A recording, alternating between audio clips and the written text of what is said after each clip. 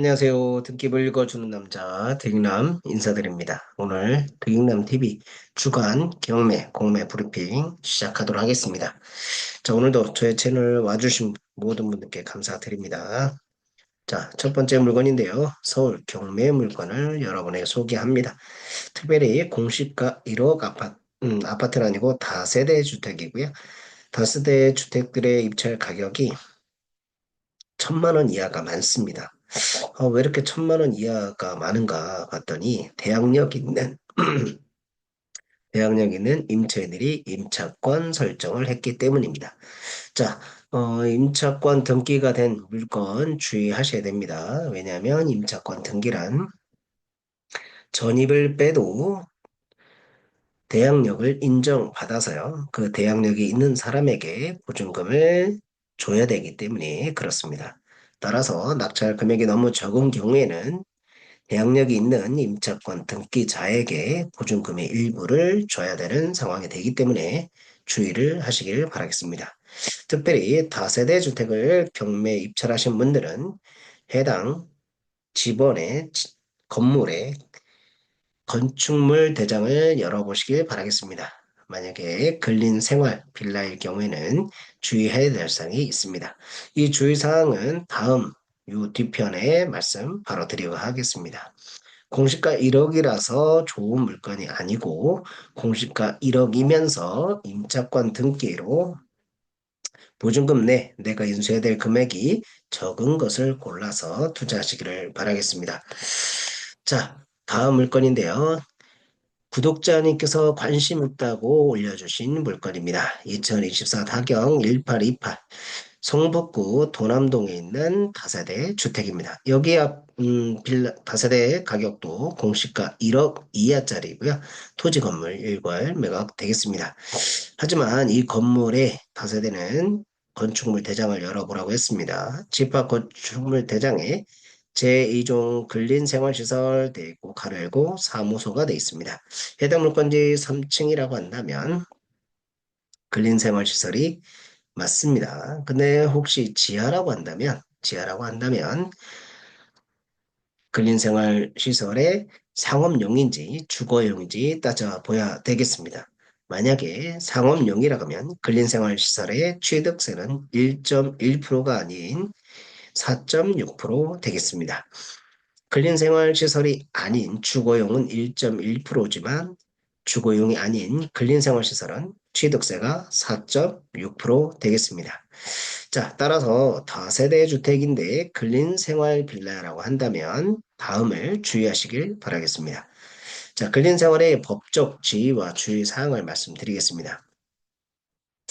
법적 지위를 보시면 이제 주거용 다세대 주택처럼 보이지만 사실은 상가로 구분되는 경우 이렇게 건축물 대장에서 확인하지 않는 상태에서 거래했기 때문에 피해를 볼 수 있습니다.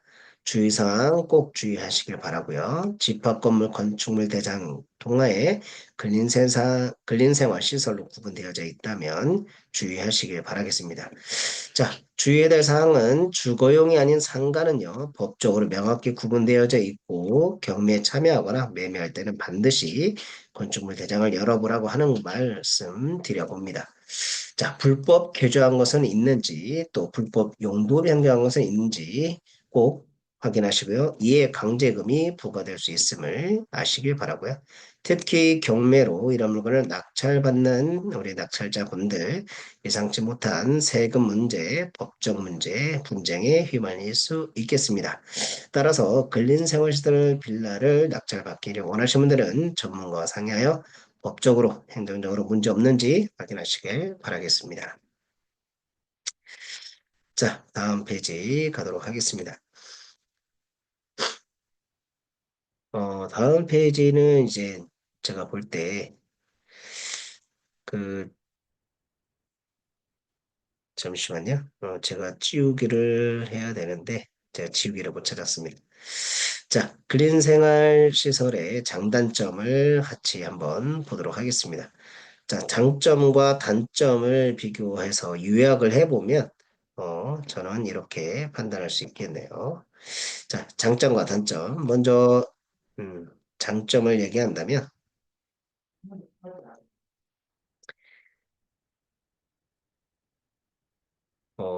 제가 다음 페이지로 간 것 같아요. 죄송합니다. 다시 한번요. 두 페이지를 다 한꺼번에 까버렸네. 자, 서툴렀는데요. 죄송합니다. 자, 장점과 단점을 말씀드리겠습니다. 장점은 주택수에 포함되지 않는 겁니다. 자, 주택수에 포함이 안 되기 때문에 법인, 또 매매사업자, 그다음에 다주택자들 들어가도 되겠죠. 그리고 월세를 설정하여 높은 수익률이 가는데 이 다세대 주택은 전세보다는 월세를 받아서 수익을 내는 것을 목표로 해서 낙찰 받으시길 바라겠습니다. 그러나 단점은 명확합니다. 취득세가 4.6%죠. 주택은 1주택자 또 공시가 1억이기 때문에 1.1%인데 주택이 아니고 근생 빌라라고 한다면 4.6%의 취득세를 내셔야 되겠고요. 전세 대출 불가능합니다. 주택으로도 용도 변경이 현실적으로 불가능하니 꼭 확인하시길 바라겠습니다. 자, 그리고 또 주의사항들이 있는데요. 주의사항들 다시 같이 한번 또 보도록 하겠습니다.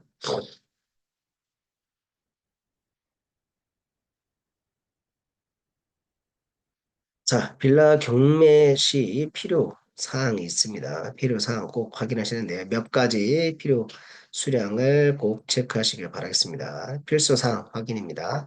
건축물 대장 꼭 법적 용도로 근린생활 비상인지 다세대 주택인지 명확히 구분하는데 필수적이다라는 말씀드리고요.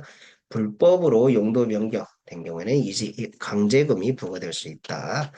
매각된 다음에 이행 강제금 하면은 이행 강제금까지 만약에 좋은 물건이다 그러면 이행 강제금까지 부과될 것을 예상해서 입찰가를 낮춰야 되겠죠. 그 다음에 임대차 보호법에 따른 권리 분석이 필요한 상황입니다. 그래서 해당 물건 같은 경우에는 임대차 보호법이 어떻게 되는지, 상가 임대차 보호법은 어떻게 되는지 꼭 보셔가지고 전문가의 도움을 받아서 철저히 진행하시기 바라고요. 예상치 못한 리스크가 있을 수 있으니 최소화하기를 바라겠습니다. 근린생활시설이 아니면 이런 거 신경 쓰지 않아도 될 것 같은데요.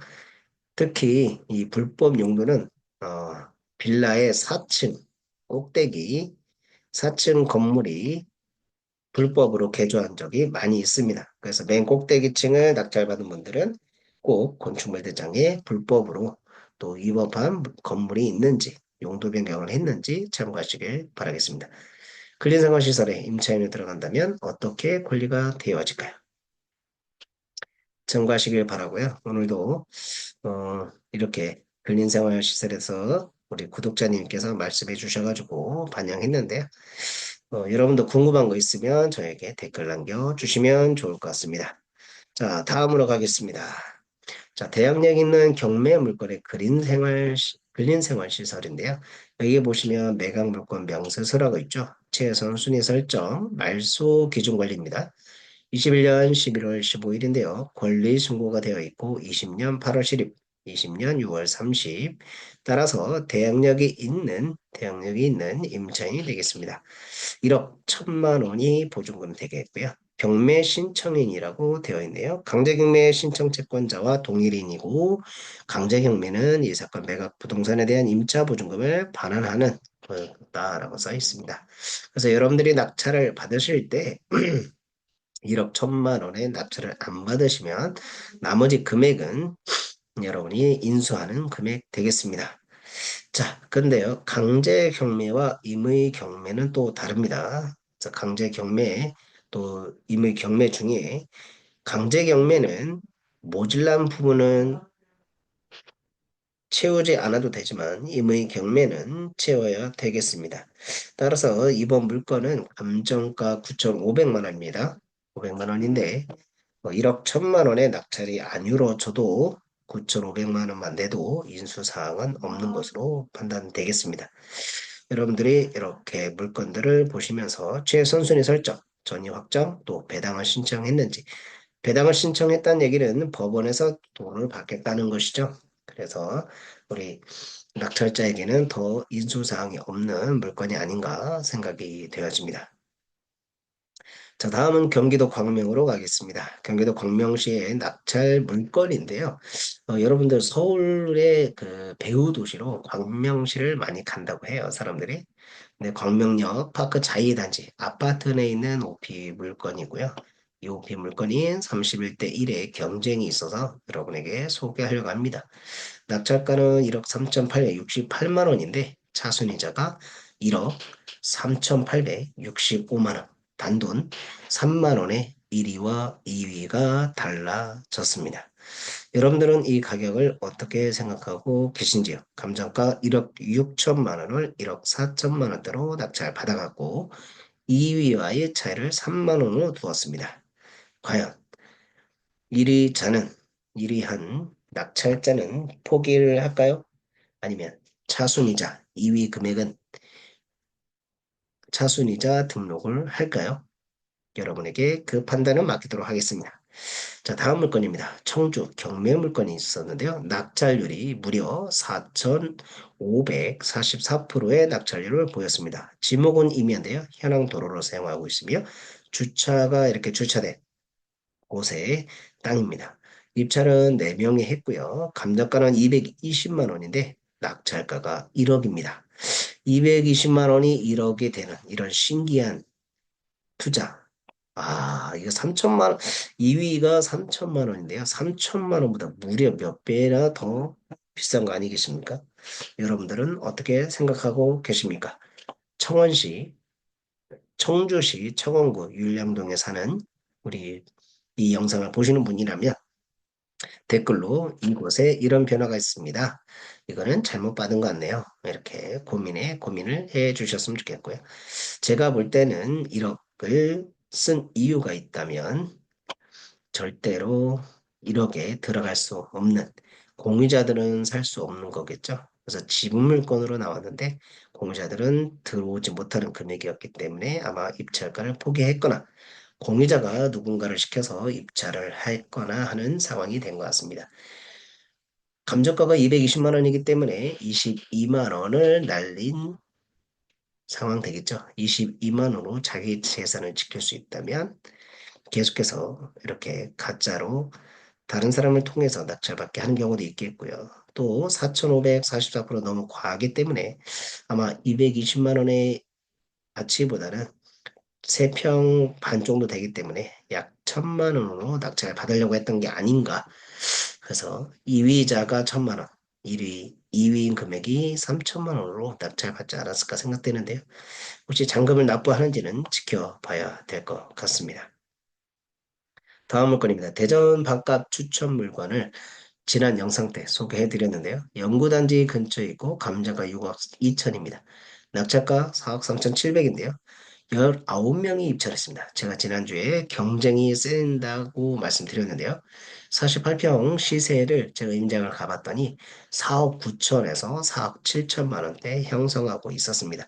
따라서 본 낙찰가는 4억 3,700이기 때문에 약 3,300만 원 싸게 낙찰받은 사례 되겠습니다.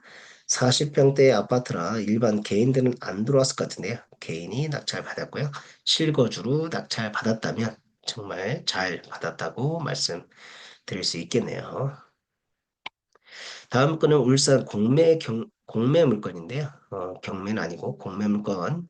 지난주 제가 이제 금액이 떨어졌기 때문에 입찰하십시오라고 했었는데요. 감정가 1억 4,550만 원에 낙찰가 1억 2,700만 원입니다. 전세 가격으로 낙찰을 받으셨는데 취득세 1.1% 내시고 전세 가격으로 맞춘다면 풀피로 투자 돈이 한 푼도 없이도 투자한 사례 되겠습니다. 자, 만약에 전세나 월세를 놓지 않고 바로 판매해도 500만 원 수익은 나고요.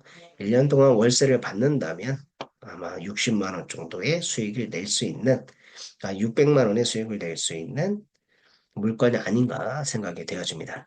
자, 울산 공매 물건의 낙찰률을 봤는데요. 세 개의 물건 같은 아파트에 나왔습니다.